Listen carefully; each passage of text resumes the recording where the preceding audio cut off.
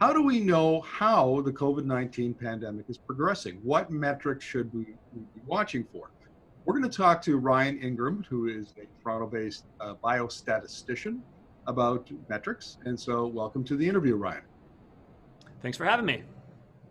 So let's start with just that general overview. Which metrics are the most important and which ones should we keep an eye on?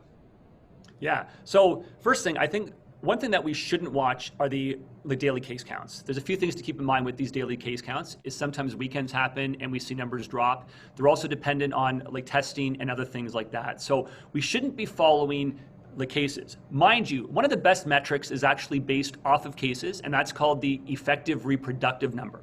What the effective reproductive number is how many secondary infections are linked to one primary infection. So if the reproductive value was 1, that means that one primary infection in about 4 days' time will lead to one secondary infection. So obviously, if your goal is to have the cases stay the same, you'd want that value at 1. And I don't think that's the goal really of any place unless their cases are really, really low.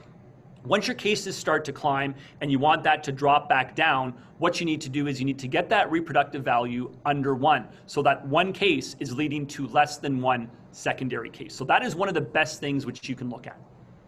Excellent. So I think that's what's called the R value, correct? And looking at BC and Alberta, Alberta had an R value that was fairly high not that long ago.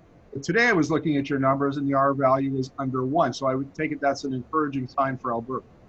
It certainly is. And in fact, it's interesting too, because that was before any of their significant changes kind of came into play. It normally takes about 7 to 28 days for any of these changes to have a really big impact, because the virus has to undergo a few transmission cycles for those numbers to actually drop. So it is good that already we see the number at 1, because ultimately, what you want is any lockdown or any further changes which you have, you don't want that value to be at 1 or else your cases will stay the same. You want that significantly under 1, preferably around 0.7.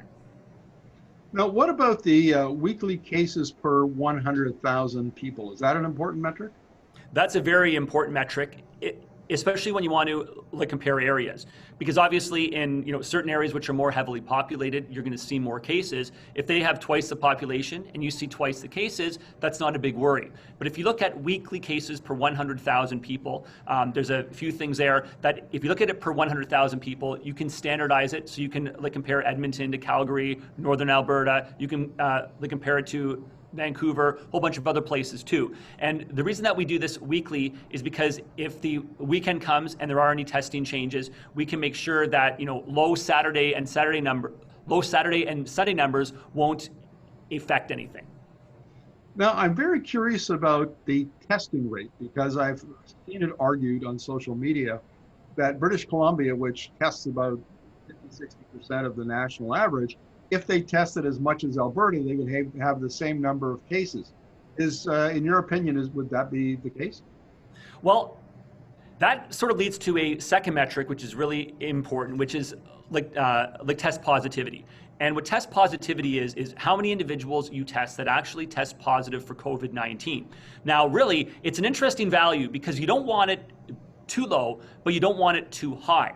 In other words, you want to make sure that some of the people you're testing have COVID-19, or else you're not testing the right people. But at the same time, you don't want too many of the people you're testing to actually have COVID-19, or else it's out of control in your area. You really want that value between 1 to 3%. So 1 out of every 100 to 1 out of every 33 people testing, you want them to test positive for COVID-19. Roughly. That means that you're testing the right people, you're targeting the right areas. So it's really tough to just look at testing numbers, because that's going to vary from one place to the next. But if you see test positivity, you want that rate around 3%.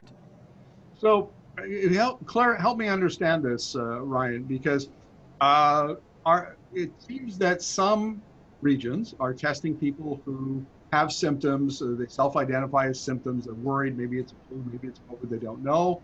Other regions are being a little more proactive and testing people who how to describe it, but you know what I'm talking about. Yes. So how does that impact the number of cases that they'll identify in a particular region or province? shouldn't affect the number of cases that much as long as you're testing symptomatic people. If you're testing all symptomatic people who fail your screening test, then that's going to keep numbers one way. Now, what we're more kind of looking at there is the asymptomatic testing, which is a number of individuals without symptoms who actually test positive for COVID-19. Now, that's normally not too high. So if you miss those numbers, you're not missing a significant number of cases. So it's most important that those who have symptoms, those who fail a screening test, should be tested for COVID-19 because those will account for most of your numbers. Okay, so looking at, say, the prairies, Western Canada, where are the trends at? Are they encouraging? It sounds like maybe they are. It is encouraging. So actually most reproductive values right now seem to be at or just under 1. This was in the contrast to about 2 weeks ago when almost every area had a reproductive value above 1. So one case was leading to more than one case. So then your numbers were forever growing. Now it's a positive thing to have that value to under 1. But if you look at some place like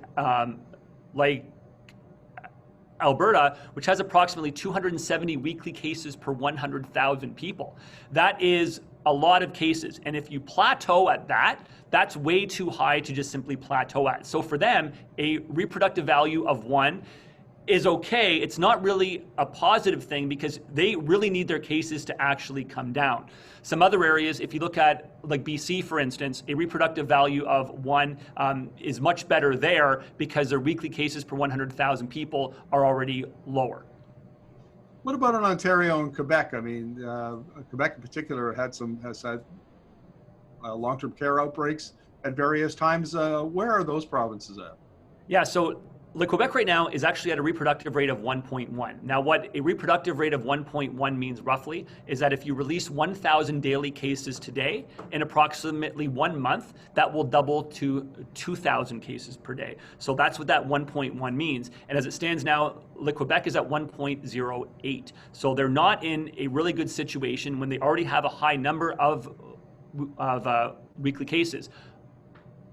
Ontario is a little bit more interesting because we're taking a more regional approach here. So even though we know what the reproductive value is for Ontario, it's really, really close to 1. It's been around 1 for a few weeks. We're seeing that the areas that we've locked down, unfortunately, their reproductive values have just stayed at 1. And we're seeing some areas that have a lot of cases, and they've just kind of stayed at around 1. So we're taking a more regional approach here in Ontario. We have about 34 different public health units, all with between 200,000 to 1 million people. But once again, you really want to make sure that in that case, regionally, that if you have a lockdown, that you're bringing that value way down under 1, or else you'll be in that lockdown state for a very, very long period of time. So if I can summarize, Ryan, it sounds like the metrics that we should be looking at on a regular basis are the R value, the weekly cases per 100,000 people, and test positivity rate.